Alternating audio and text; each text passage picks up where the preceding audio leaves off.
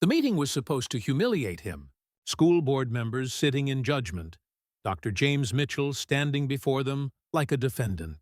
The charges: insubordination, making unfounded accusations against board members, disrupting school operations. The real crime: exposing that board members had embezzled $2 million in scholarship funds. Dr. Mitchell, Board President Katherine Walsh said with cold satisfaction, "Effective Monday, you're being transferred to Lincoln High. Consider it an opportunity to reflect on your behavior."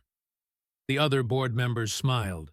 They all knew what Lincoln High was: a dumping ground, the school where careers went to die. 40% graduation rate, metal detectors at entrances, teachers who'd given up, students who'd been failed by every system. James looked at the board. These people had stolen from poor kids to enrich themselves, and now they thought they were punishing him by sending him to teach poor kids? "I accept," he said quietly. "What he didn't say, you just gave me exactly what I needed. 5 years, that's all James needed to turn Lincoln High into something that would expose the board's crimes more effectively than any accusation ever could. Because when a failing school suddenly succeeds, people start asking questions, and the answers would send Katherine Walsh to prison. If James turning punishment into purpose inspires you, take a moment to like and subscribe. It genuinely helps more people discover these justice stories. Now, back to James, who's been sent to Lincoln High to destroy his career. When James Mitchell arrived at Lincoln High on Monday morning in Boston, Massachusetts, he saw the truth. The photos had been bad enough. Google Boston's worst school, and Lincoln topped every list. But being there in person was different. The building had been constructed in the 1960s and seemed not to have been maintained since. Exterior bricks were crumbling. Windows were broken, some covered with cardboard. The main entrance, something that shouldn't exist in a school, was equipped with metal detectors. Security guards scanned every student, checked bags, searched for threats. Inside was worse. Hallways were dark. Half the bulbs weren't working. Walls were scratched, covered with graffiti, hadn't been cleaned in years. Lockers were broken. Ceiling beams leaked. Plastic buckets collected water drips when it rained. And the students? James would never forget what he saw first. Teenagers aged 14-18, but with exhaustion in their eyes beyond their years. Poor clothes, cheap sneakers, worn coats. Some were obviously hungry, lining up in the lunchroom for free meals because it was the only meal they'd eat that day. The principal's office was another shock. Principal Tom Bradley, a tired man in his 60s, greeted James. "Dr. Mitchell, welcome to Lincoln." Not sarcastic, just tired. "I want to be honest with you. This won't be easy. Teachers here last an average of 4 months. Then they request transfers or resign. Why?" Bradley took a deep breath. "Because these students are difficult. 90% below poverty line, 60% from single-parent homes, many involved in gangs, many exposed to drugs, some homeless. Before you arrived, we lost 3 math teachers in 4 years. One resigned on the first day." James listened quietly. "And I'll be direct," Bradley continued. "You're coming from Westbrook Academy, private school with $40,000 annual tuition. Rich kids, AP classes, 100% college acceptance rate. This isn't that. This is very different." "I know. Do you really?" Bradley's voice sharpened. "Dr. Mitchell, why are you here? The board presented this as a transfer, but we both know what this is. Punishment. They exiled you here." James didn't answer immediately, because it was true, but not completely true. "2 years ago," James finally said, "a student of mine at Westbrook asked me something. 'Mr. Mitchell, why is education so expensive? Why can only rich kids get good education?' I didn't have a good answer. Since that day, I've been thinking about that question." Bradley waited. "When I exposed the scholarship fund corruption," James continued, "I wasn't trying to find money stolen from rich kids. I was finding money stolen from poor kids. Those funds were designed for low-income students, and board members stole them. And now they've sent you here. Yes, to silence me, to break me, to force me to ruin my career in the failure factory. Bradley laughed bitterly. You know that nickname? Everyone knows it. So, what are you going to do? Stay 4 months, then request a transfer? James looked directly into Bradley's eyes. No, I'm going to make this school the best public school in the country. Then Bradley laughed. Real, deep, disbelieving laughter. Dr. Mitchell, with all due respect, you're insane. This school has been failing for 40 years. We have a 40% graduation rate. Our students score last in the state on standardized tests. The building is collapsing. No funding, no parent support, no teacher morale. You and I can't fix this school. Maybe I'm not alone. The first day was a disaster. James was assigned room 243, mathematics, junior year algebra, senior year pre-calculus. The classroom was depressing. 30 old desks, most carved with graffiti. A smartboard, broken, not working. No textbooks at all. Just photocopied worksheets from 1987. First period started at 8 week. 30 students arrived. Lazy, disrespectful, uncaring. James introduced himself. Good morning. I'm Dr. James Mitchell. I'll be teaching algebra. Someone shouted from the back. Nobody cares. Giggles. James paused. What's your name? Marcus. And seriously, man, fuck algebra. None of us are going to college. Why does this matter? James looked at Marcus. 16 years old. Black, tough expression, but intelligence sparking in his eyes. Algebra matters because it teaches thinking. It teaches problem solving. And you, Marcus, if you learn to solve problems, you can solve anything.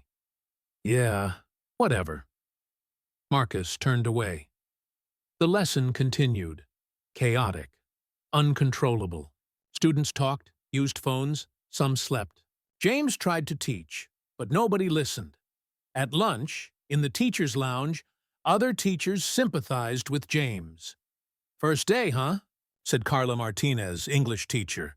It gets harder. How do you cope with this? James asked. Carla shrugged.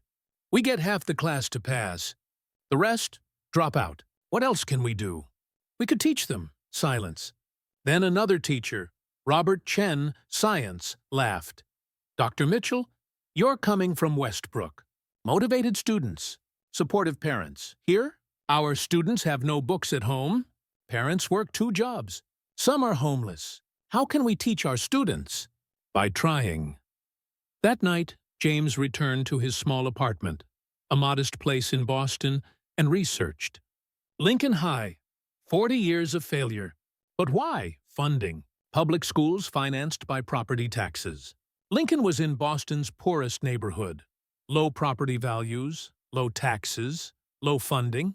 While wealthy districts like Westbrook Academy received $25,000 per student, Lincoln received $8,000 per student. Result? Old textbooks, broken equipment, low teacher salaries, no extra programs, sports, arts, music, all eliminated by budget cuts. But James noticed something else. Scholarship funds, the state had allocated them for low-income students, but at Lincoln, these funds had never arrived.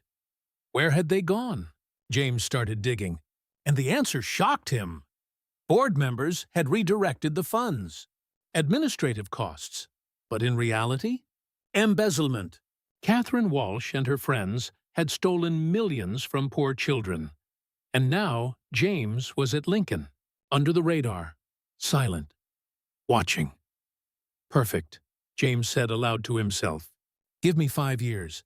Just 5 years. The second week, James tried a new approach.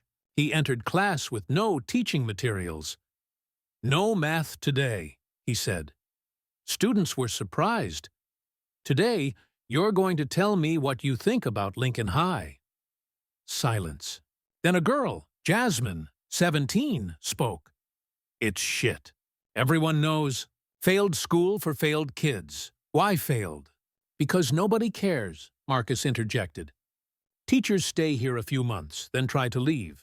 Fuck the building. Fuck the textbooks. Nothing works. And you? James asked. Do you care about caring? Mixed responses. Some shrugged. Some laughed. But some, a small group, answered honestly. It would matter if I tried, Jasmine said quietly. But why should I try? I'm not going to college. We have no money. And nobody from this school gets into good universities. James touched on the knot. What if you could? What if students from Lincoln went to MIT, Harvard, good schools? Man, you're crazy, Marcus said. Nobody from here goes to Harvard. Why not? Because we're poor. Because Harvard doesn't want poor black kids. Wrong, James said sharply. Harvard wants low-income students. They even give free tuition. But you know what they need? Preparation, test scores, solid education.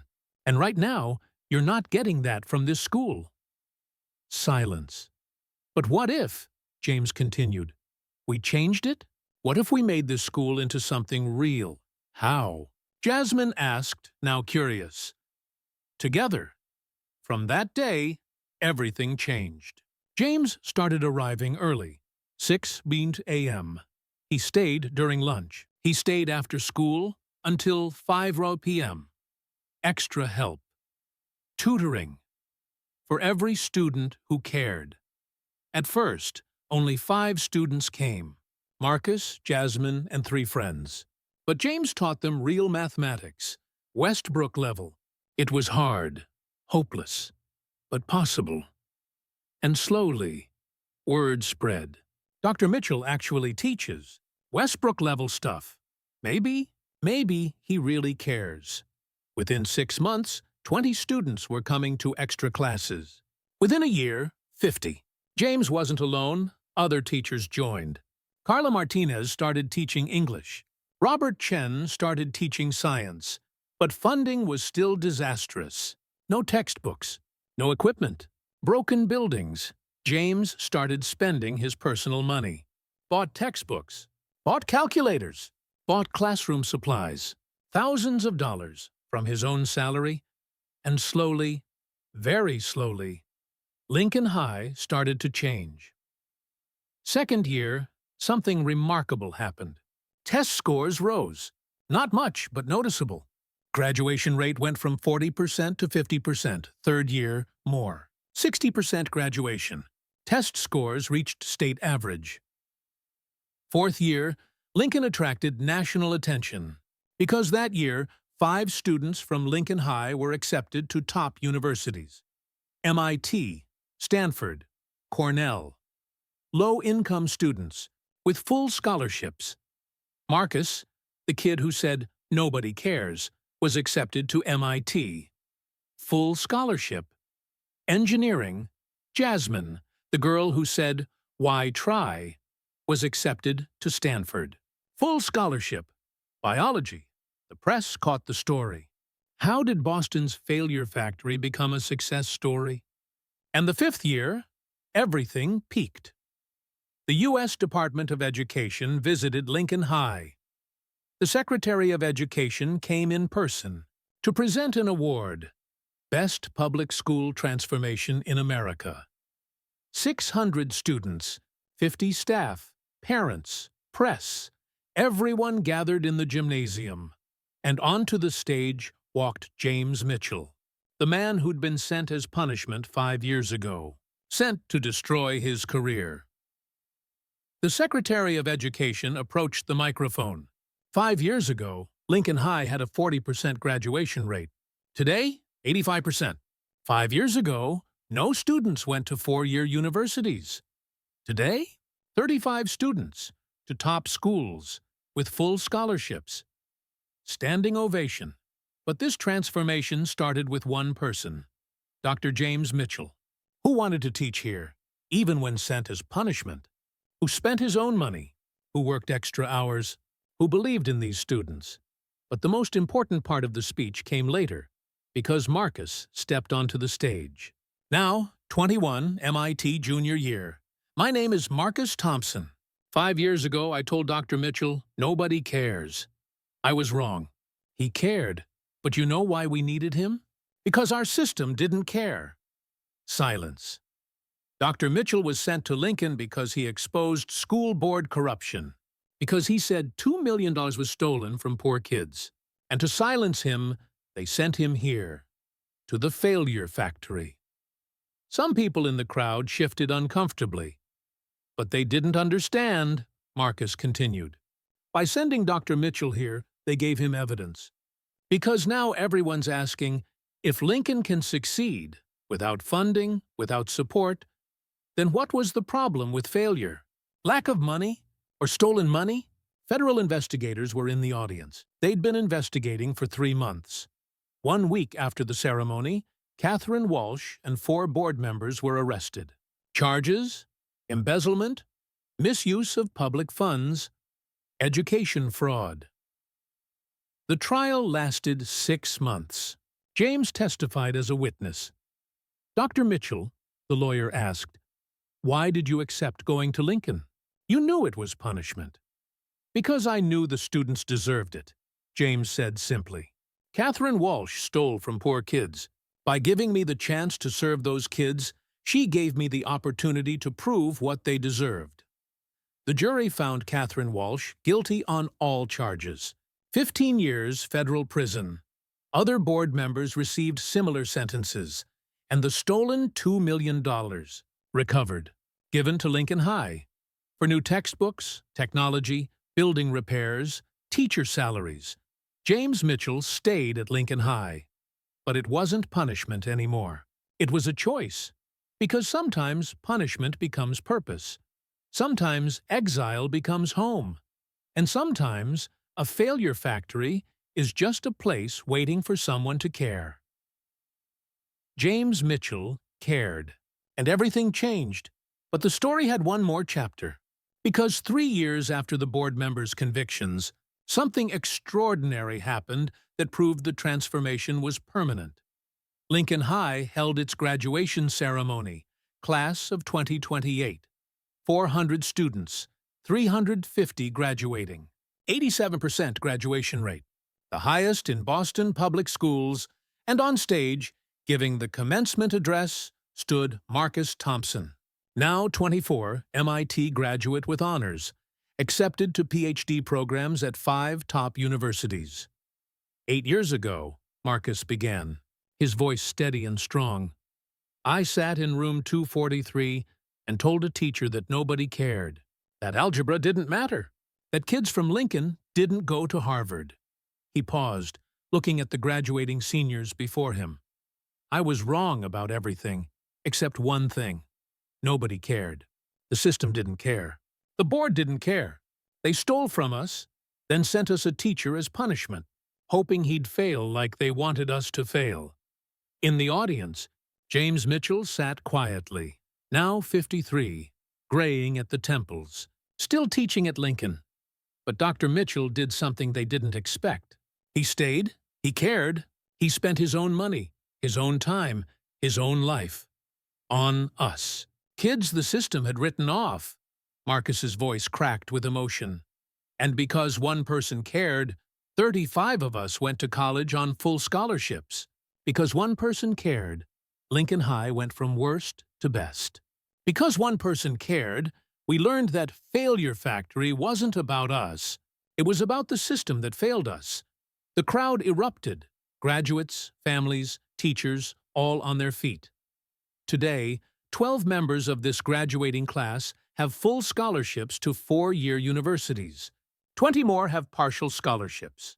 40 are going to community college with plans to transfer. Class of 2028, you are proof that when someone believes in you, you can achieve anything. After the ceremony, James stood in the now renovated hallway. New paint, working lights, repaired lockers. Students came to thank him, take photos, share their college plans. But the most meaningful moment came from an unexpected source. A woman in her 40s approached, well-dressed, nervous. Dr. Mitchell? James turned. Didn't recognize her. My name is Susan Chen. My daughter was a student at Westbrook Academy when you exposed the board." James nodded carefully. "I wanted to thank you," Susan continued, tears forming. "Because of you, the scholarship funds were recovered. My daughter, she's first generation, we're not wealthy despite appearances. She received one of those scholarships. She just graduated from Yale, pre-med." Susan wiped her eyes. "You lost your position at Westbrook to save funding for kids like my daughter. And then you came here and saved even more kids. You're a hero to 2 generations of students." James shook his head. "I'm not a hero. I just did what teachers are supposed to do. Teach." "No," Susan said firmly. "Teachers teach subjects. You taught students they were worth fighting for." That evening, James drove home through Boston, past Westbrook Academy, still standing, now with a new board, more ethical leadership, past the courthouse where Katherine Walsh had been sentenced, past Lincoln High, where lights still burned in the library, students studying late, because now they believed college was possible. His phone buzzed. Text from Marcus. "Thanks for everything. Dr. M starting PhD at Stanford in the fall. Engineering education. Going to teach teachers how to teach kids like us." James smiled. The cycle continuing. Students becoming teachers. Victims becoming advocates. The punished becoming purposeful. He thought back to that meeting 8 years ago. Katherine Walsh's satisfied smile as she pronounced his punishment. The board members' confident belief that Lincoln High would break him. They'd been right about one thing. Lincoln High had changed him. But not by breaking him. By showing him what education could be when it served everyone, not just the privileged. At home that night, James opened his laptop. An email from the Secretary of Education. "Dr. Mitchell, we're creating a national program based on Lincoln High's transformation. The Mitchell Model. Principles for turning around failing schools. Would you consult?" He typed his response. "I'd be honored. On one condition. The program must address systemic funding inequality. We can't keep asking individual teachers to spend their own money to fix what broken systems created." Send, because the Lincoln High story wasn't just about one teacher or one school. It was about a system that failed poor kids, then blamed the kids for failing. It was about corruption that stole from those who had the least. It was about punishment that became the greatest gift. And it was about 400 students who learned that where you start doesn't determine where you finish. Sometimes the failure factory isn't the school. It's the system that underfunds it. Sometimes the troublemaker teacher isn't the problem. They're the solution. Sometimes punishment is just the universe giving you exactly where you need to be. James Mitchell was sent to Lincoln High to be silenced. Instead, he became the loudest voice for educational justice in America. Katherine Walsh tried to bury him in a failing school. Instead, he turned that school into evidence of her crimes. The board thought poor kids weren't worth teaching. James proved they were worth everything. And 400 graduates, now doctors, engineers, teachers, lawyers, leaders, carried that proof forward into the world. Sometimes the best revenge isn't revenge at all. It's success.